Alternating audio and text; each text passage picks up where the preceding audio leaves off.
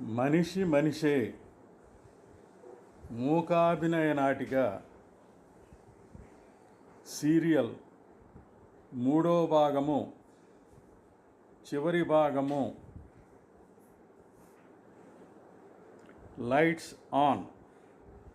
భార్య పార్కులో సామాను కాపలా కాస్తూ భర్త కోసం పాప కోసం నిరీక్షిస్తోంది.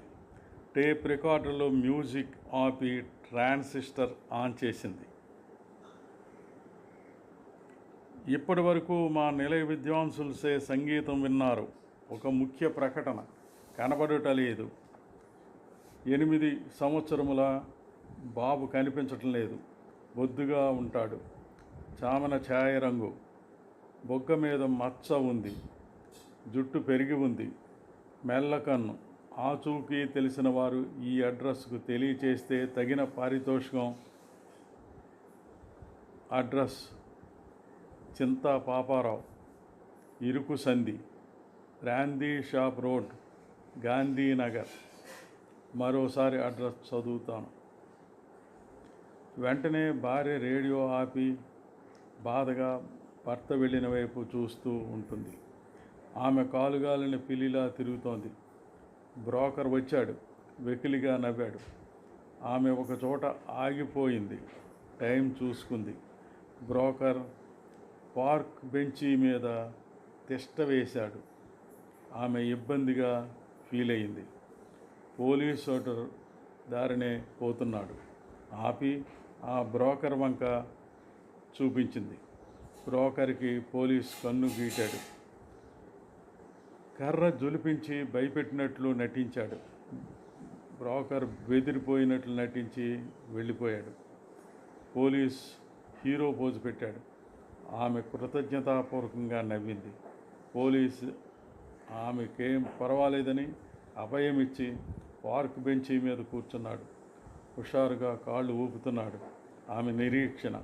పోలీస్ బాస్కెట్ పైన కనిపించే మందు సీసా మీద కన్ను వేశాడు.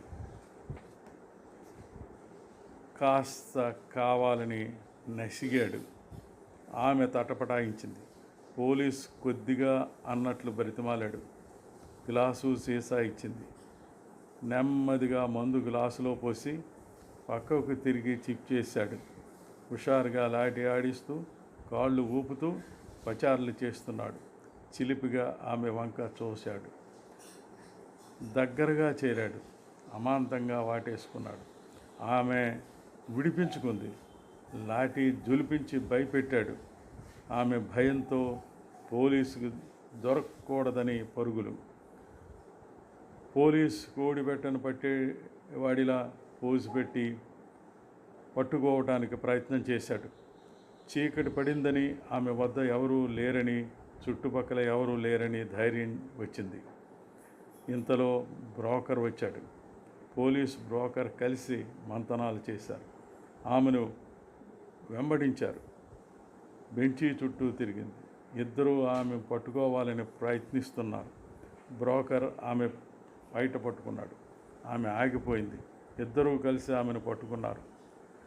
ఆమెను ఎత్తుకొని ఇద్దరూ పక్కకు తీసుకొని వెళ్ళబోతున్నారు. అక్కడికి దొంగ వచ్చాడు. కళ్ళకి రంగద్దాల కళ్ళజోడు లేదు. జర్కిన్ తీసేసి చేతి మీద వేసుకుని ఉన్నాడు. పరిస్థితి గ్రహించాడు. రంగంలోకి దూకాడు. పోలీసుని బ్రోకర్ని పట్టుకుని ప్రక్కకు నెట్టాడు. ఆమె విదిలించుకుంది. బ్రోకర్ని 2 తన్నులు ఆడాడు. పారిపోతాడు.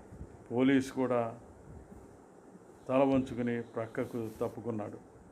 ఆమె నెమ్మదిగా సామాను దగ్గరికి చేరింది. దొంగ ఘన విజయం సాధించినట్లు పోజు పెట్టి ఆమెను చేరుకుంటాడు. మందు సీసా తనంత తానే తీసుకుని స్టైల్గా తాగటం మొదలుపెట్టాడు. ఆమె భయంగా ఉంది. ఆమె నిరీక్షిస్తోంది. దొంగ సీరియస్గా ఆమె చెంత చేరి కౌగిలించుకుంటాడు. ఆమె విడిపించుకుంటోంది. ఆమె దొరకకుండా పరుగులు తీసింది. దొంగ పరిగెత్తి చీర పట్టుకున్నాడు. ఆమె ఆగకుండా పరిగెత్తింది. చీర దొంగ చేతిలోకి వచ్చేసింది. ఆమె లంగాతో మిగిలింది. స్తనాలు చేతులతో కప్పుకుంది. భయంగా ఉండిపోయింది. దొంగ దగ్గరికి వెళ్ళాలని గబాలను కదిలి అరటిపండు తొక్క మీద కాలు వేసి పడిపోతాడు. ఇంతలో భర్త పాపని తీసుకొచ్చాడు. పాప చేతిలో బుడగలు, బిస్కెట్లు, ప్యాకెట్లు ఉన్నాయి. పాపని వెంటనే కిందికి దింపి భర్త అమాంతంగా దొంగ మీద పడ్డాడు. భర్త దొంగ దెబ్బలాడుకున్నారు. ఫైటింగ్ క్రింద మీద పడుతున్నారు. ఇద్దరు పెనుగులాట అవుతోంది. చివరికి దొంగ పారిపోయాడు. ఆమె చీర తీసుకొని నెమ్మదిగా కట్టుకుంది. పాప దగ్గరికి పోయి ఎత్తుకుని ముద్దాడింది. పాప క్రిందికి దింపమని దూరాన పడి ఉన్న దొంగ జర్కిన్ తీసి జేబులో వెతికింది. అందులో మెళ్ళో హారం, పులిగోరు పథకం దొరికాయి. భార్యాభర్తలు సంతోషించారు. అవి పాప మెళ్ళో వేశారు. పాప గాజులు కావాలని ఏడ్చింది. బుడగలు ఇచ్చాన్న, బిస్కెట్లు ఇచ్చినా మారాం చేయటం మానలేదు. ఇద్దరూ ఒకరి తర్వాత ఒకరు పాపను ఎత్తుకొని ఊరడించారు. పాప ఊరుకోలేదు. ఇంతలో ఆ నగల వ్యాపారి త్రోవనైపోతున్నాడు. భార్య అతన్ని పిలుస్తాడు. వ్యాపారి బెంచీ మీద కూర్చొని మూట విప్పి గాజులు చూపించాడు. పాప అవి వద్దంది. సూట్ కేసులోంచి రోల్డ్ గోల్డ్ గాజులు తీసి చూపించాడు. తనకి సరిపడలేదు. అవి కూడా వద్దంది. వ్యాపారి బంగారు గాజులు ఉన్నాయని అవి తీసి చూపించాడు. భార్యాభర్తలు ఒకరి మొహం ఒకరు చూసుకుని ఆశ్చర్యపోయారు. ఆ బంగారు గాజులు ఒకరి తర్వాత ఒకరు తీసుకుని పరీక్షించి చూశారు. అవి వాళ్ళవే. అవి నిర్ధారించుకున్నారు. భర్త భార్యతో ఏదో చెవిలో చెప్పినట్టు బయటికి వెళ్ళాడు. భార్య ఆ గాజులు పాపకి చూపించే గొడవ చెయ్యటం మానివేసింది. వ్యాపారి ఆ గాజులు 700 అని చెప్పాడు. ఆమె ఒప్పుకుంది. వర్తకుడు నెమ్మదిగా పాపకి గాజులు వేశాడు. ఇంతలో భర్త పోలీసుని తీసుకొచ్చాడు. పోలీసు ఆ వ్యాపారం చూసి కిమ్మనకుండా ఉండిపోయాడు. వెనుదిరిగి వెళ్ళిపోవాలనుకున్నాడు. భర్త పోలీసుని పిలుస్తాడు. తను డబ్బులు ఇచ్చినట్టు కూడా గుర్తుకు చేస్తాడు. పోలీస్ తప్పక వస్తాడు. పోలీస్ వ్యాపారిని గతమాయిస్తాడు. భర్త ఆ గాజులు పాపకు వేసినవి చెప్తాడు. అవి పాపవే అని చెప్తాడు. భార్య కూడా ఆ నగలు పాపవని చెప్తుంది. పోలీస్ లాఠీ జులిపించాడు. వ్యాపారి కాలర్ పట్టుకున్నాడు. వ్యాపారి తన సామాను అంతా సర్దుకుంటూ లబోదిబోమని ఏడుస్తాడు. పోలీసు, భర్త, భార్య అందరూ నగల వ్యాపారిని కొడతారు. అతను పరుగు తీస్తాడు. పోలీసు గొప్ప ఘనకార్యం చేసినట్టు పోజు పెట్టి కాస్త డబ్బులు పడేయమంటాడు. భార్య భర్తని పిలిచి చెవిలో ఏదో చెప్తుంది. తను చేసిన వెధవ పనిని చెప్తోందేమోనని పోలీసు చల్లగా జారుకున్నాడు.